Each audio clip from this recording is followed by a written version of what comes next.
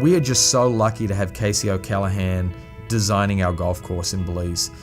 Casey just has an insatiable appetite for getting on site and looking at the natural elements and the assets that we have on site from a landscape perspective, the different tree varieties that we have, the tree masses, the different grasses that we have, looking at the change in topography and the different undulation that we have on the land, and then really just carving out a golf course in what Mother Nature already provided for us.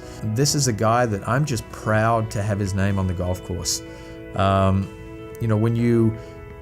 When you design developments and you're in the development world, which we are and I am, it's like another child. You're giving birth to a project that will have a legacy that will live on for a long time.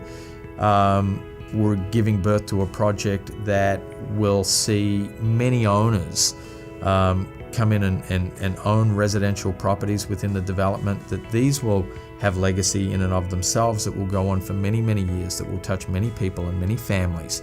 And to have Casey O'Callaghan involved, I'm just very proud and very honored to have him involved in the golf course design. And I think that a golf course with Casey O'Callaghan's name on it will underpin the value from a residential standpoint for all of our owners for many years to come. My background is a bit in design. I went to school at UC Berkeley, got a degree in environmental design, and from there realized that I wanted to go into golf course design. And it's been something that has kind of simmering down below because I played golf with my dad growing up and really just enjoyed the sport. And it was kind of a natural fit. And so I started in 1990 designing golf courses, worked for a golf course designer, and then started my own firm in 1993 and just fell in love with what I'm doing and absolutely love it. We've worked on different courses throughout the world, throughout California, throughout the United States. The more notable ones, we finished a course in Mission Viejo, California called Arroyo Chibuco Golf Club, and that was ranked top 10 new courses in 2004. We also did a major renovation of the Industry Hills courses in California, and that was ranked top 5 renovations for 2007. We also did a course in Palm Springs that has been ranked in the top 30 in golf for women for 3 consecutive years. We've done courses in Colorado, Oregon, worked on courses in Mexico, so all over.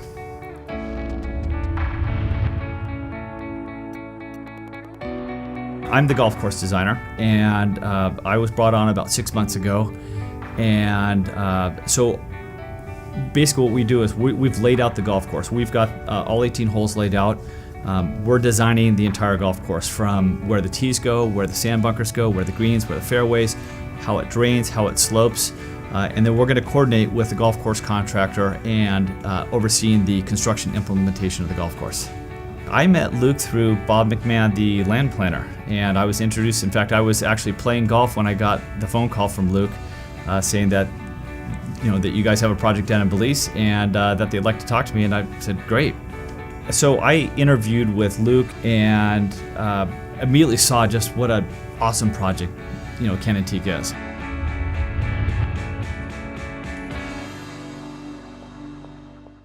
I've always just heard about it as being this beautiful, environmental sanctuary place, just with beautiful water, beautiful jungle, beautiful terrain, and it's lived up to everything that I thought that it would be. My expectations changed from the first moment that I got on site, and seeing all the natural features that were there, the savanna grass, the Caribbean pines, the views toward the mountains, the jungle, all those things were just amazing and so beautiful. And there are features that on other developments that we pay millions and millions of dollars trying to recreate, and here we have it all set in front of us. So it's a world-class site.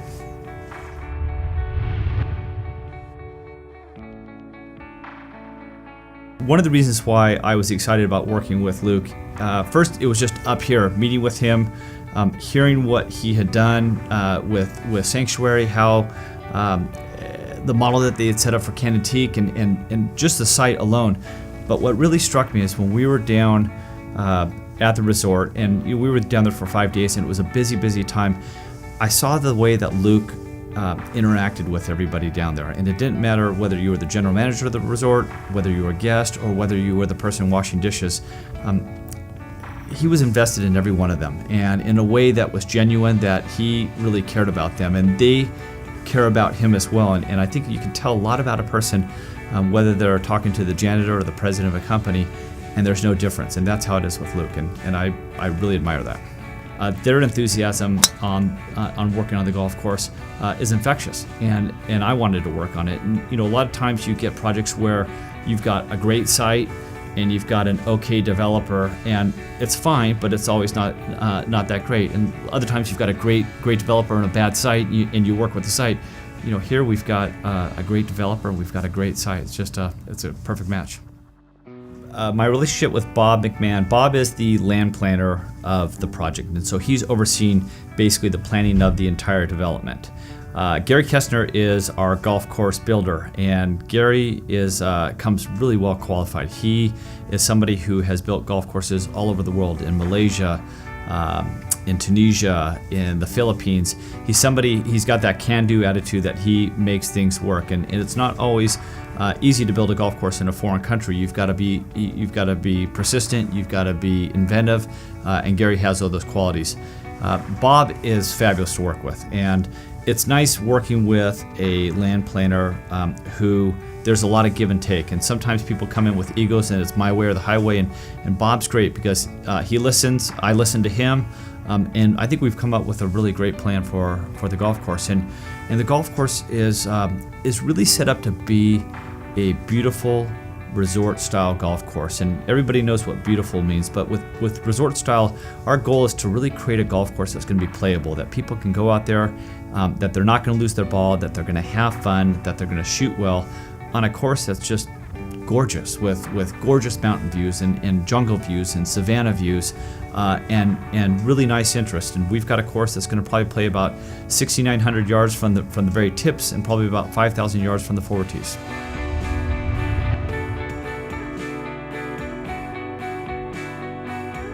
What's really nice about the golf course development, and what's nice about the way that Luke has approached the development, is we're not trying to cram the golf course into this one section of property. In the beginning, they said, we've got 2,000 acres of land here, put the golf course in the best property. And so it's a dream come true for a golf course designer to hear that. And so we were able to go and look throughout the site and really find the areas that we wanted to get. And truly, there's not a bad portion of the site. But what's nice is we were able to carve in a golf course that fits well with the land. And then secondly, the houses aren't right on top of the golf course. They're set back a little bit. There's a little bit of the natural trees there. So there's no chance of ever getting hit by an errant golf ball. You're set back. You've got beautiful views of the golf course, but you're not necessarily on top of the golf course. You're not going to hear golfers talking and speaking and everything else.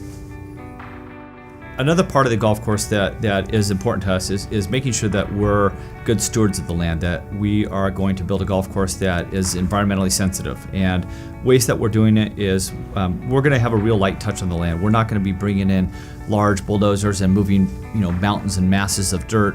The golf course fits in there well. It flows well, it fits with the land. And we're focused on really creating a golf course that is as environmentally sensitive as possible. And one of the ways that we're doing that is we're taking the golf course drainage and directing it to areas that we can treat that water, that can be put into a biofilter, and not putting it directly into the stream beds. Other ways that we're doing it is that we're having a light touch. They've got this beautiful savanna grass throughout the property, and we're trying to impact as little of that as possible.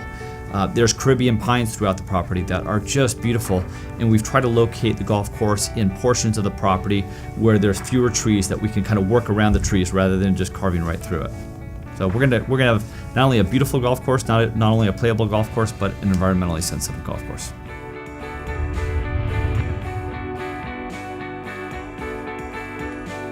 I would tell a prospective owner to buy one of the lots on the golf course, because the golf course is going to be fabulous.